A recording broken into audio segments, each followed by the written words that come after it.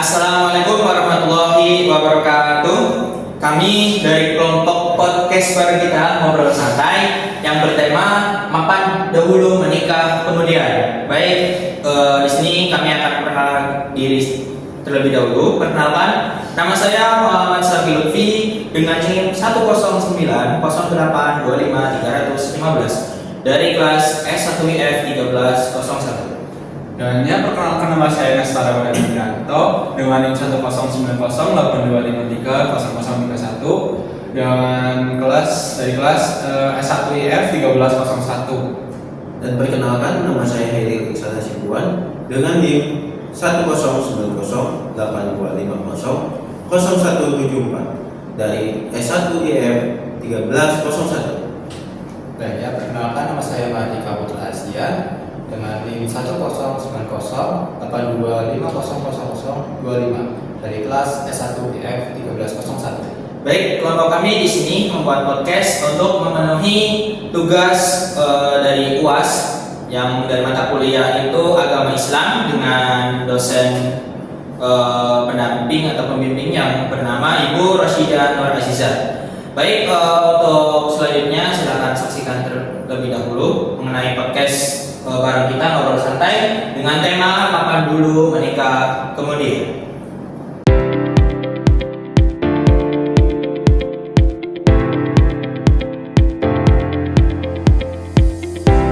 Assalamualaikum warahmatullahi wabarakatuh.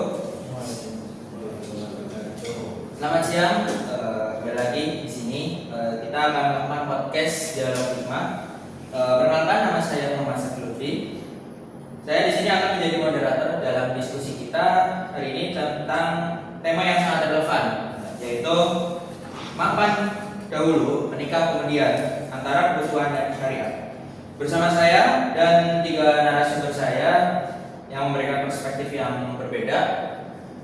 Pertama ada Hairil Ihsan Hasibuan, yang kedua ada Mahardika, yang ketiga ada Nesta. Mari kita mulai sesi tanya jawabnya dapat ke sini. Yang pertama, saya di sini akan menanyakan terlebih dahulu kepada Hairil.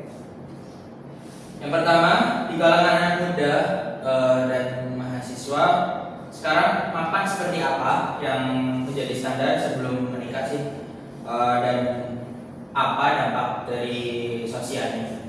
Silakan untuk Mas Hairil di sana sih, buat. Bagiku sendiri ya, untuk sekarang mapan itu ya minimal punya mobil dulu, punya kendaraan istilahnya. Kenapa? Kadang ada yang berpikir itu harus punya rumah, tapi kalau misalnya punya rumah tapi tidak ada kendaraan, gimana? Ya, kira pribadi sendiri ya minimal di atas UMR lah. Kalau seenggaknya itu sudah ada 6 atau 8 juta. Karena apa? Beban finansial saat pernikahan itu besar. Nah, untuk dampak sosialnya sendiri sih, terkadang ada orang yang umur 30, 40 baru nikah. Aku sendiri sih emang nggak akan nikah cepat ya, tapi memang di bawah 30-an. Karena kalau di atas 30 itu kurang ideal. Jadi idealnya umur di bawah 30 dan dia sudah mempunyai kriteria yang menggunakan mapan kebutuhan ya untuk sehari-hari. Karena tekanan mental juga kan untuk umur 30-an mungkin udah besar juga ya. Siap. Baik, itu tadi pandangan dari Mas Hairil Ihsan Hasibuan. Baik, yang kedua saya akan menanyakan selanjutnya kepada Mas Nesta Ramadan. Yang pertama, lalu bagaimana sih Islam itu sebenarnya melihat konsep atau kesiapan materi ini, atau tolong jelaskan dengan dalil atau contoh dari kehidupan. Oke, itu tadi menurut pandangan dari Mas Hairil Ihsan Hasibuan. Dan yang kedua saya akan menanyakan kepada Mas Nesta Ramadan mengenai lalu bagaimana sih Islam itu sebenarnya melihat konsep dari kesiapan materi, atau tolong jelaskan dengan dalil ya, atau contoh dari keteladanan pada zaman Nabi. Silakan untuk Mas Nesta Ramadan untuk tanggapannya dari materi ini. Ya, di sini saya izin jawab ya. Islam sangat menunjukkan kesiapan menikah, termasuk aspek finansial. Dalil utamanya itu ada di sabda Rasulullah SAW yang berbunyi, "Wahai para pemuda, barang siapa di antara kalian telah memiliki kemampuan, maka menikahlah. Dan barang siapa yang belum mampu, maka hendaklah ia berpuasa, karena puasa itu perisai baginya." Hadis riwayat Bukhari dan Muslim. Terus kata takwa atau kemampuan di sini mencakup kesiapan fisik, terus kesiapan mental dan ilmu, lalu kesiapan finansial yang disebutkan sama Mas Said tadi. Namun perlu ditekankan, kemampuan finansial dalam Islam itu bersifat relatif dan proporsional, bukan absolut. Nabi Muhammad itu menikahkan seorang sahabatnya dengan hanya sebuah cincin besi. Bahkan banyak sahabat yang menikah dalam keadaan sederhana sekali. Terus jadi Islam tidak memerintahkan kita menunggu kaya raya. Justru pernikahan sendiri adalah salah satu pintu rezeki. Terus Allah juga berfirman dalam Quran surat An-Nur ayat 32 yang berbunyi, yang berarti, "Dan nikahkanlah orang-orang yang masih sendiri di antara kamu. Jika mereka miskin, Allah akan memberikan kecukupan kepada mereka dari karunia-Nya." Artinya jangan takut miskin karena menikah, yang penting ada niat pekerjaan halal dan bertawakal. Oke, betul. Berarti dalam konsep ini itu menekankan bahwa kita itu menikah itu untuk semangat lagi lah ya, untuk memenuhi kebutuhan. Ya, kan tambah anak, nanti kan ada istri, mungkin ada anak. Jadi kita sebagai mungkin dari kepala keluarga kita harus lebih maksimal lagi untuk memenuhi kebutuhan sehari-hari. Betul.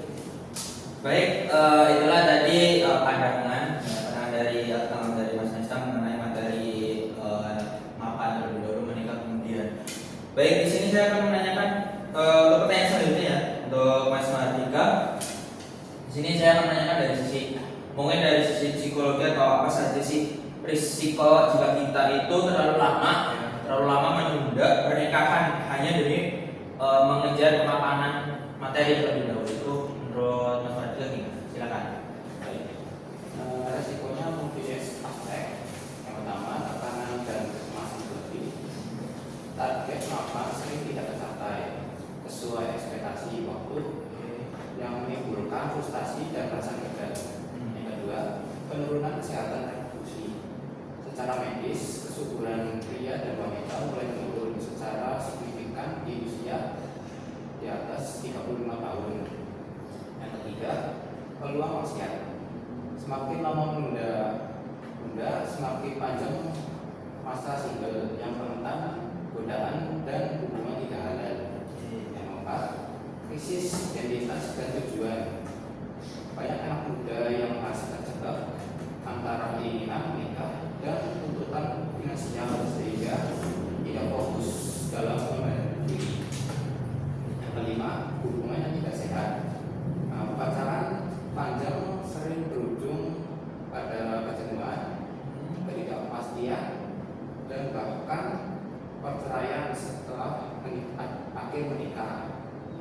Menariknya, penelitian menunjukkan bahwa pasangan yang menikah dengan dasar kesederhanaan tapi komitmen kuat justru memiliki ketahanan rumah tangga yang lebih baik dibandingkan yang menikah dalam kondisi serba cukup tapi tanpa kedewasaan psikologi atau emosional.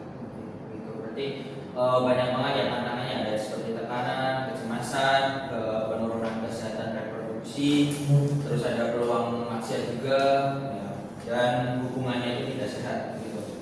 Oke, itu tadi tanggapan dari Mas Mardika ya mengenai pertanyaan tadi. Saya akan menanyakan kembali nih untuk Mas Haidar Ihsan Hasibuan ya mengenai bagaimana solusi kita atau solusi tengahnya ya dari sisi sosial, apa yang dilakukan generasi muda atau generasi sekarang ya, generasi Z menurut Mas Haidar? Mungkin untuk aku sendiri sih, minimal itu kebutuhan dasar rumah tangga itu terpenuhi, seperti bahan makanan, segalanya kendaraan, terus literasi tentang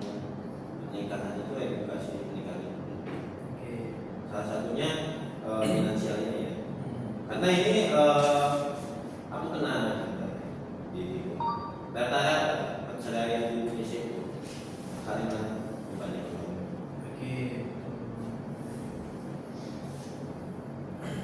Oke, itu tadi tanggapan dari Mas Daryl yang mengenai solusi tengahnya atau dari sisi sosial yang apa yang bisa dilakukan dari generasi muda atau generasi Z atau generasi sekarang ini ya, seperti pernikahan yang sederhana, seperti dukungan dari sistem keluarga, dari finansial juga, kebutuhan juga ya, dan kolaborasi pasangan juga seperti dulu berusaha lah setelah menikah mungkin bisa untuk usaha dagang atau usaha yang lain. Usaha kan bisa minta bantuan keluarga ya.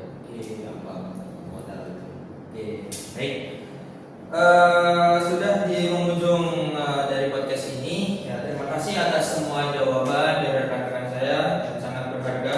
Baik, sebelum kita tutup, ya, saya akan meringkas poin-poin penting. Ya. Yang pertama tadi mengenai mapan dalam Islam adalah kemampuan memenuhi kebutuhan dasar, bukan kemewahan.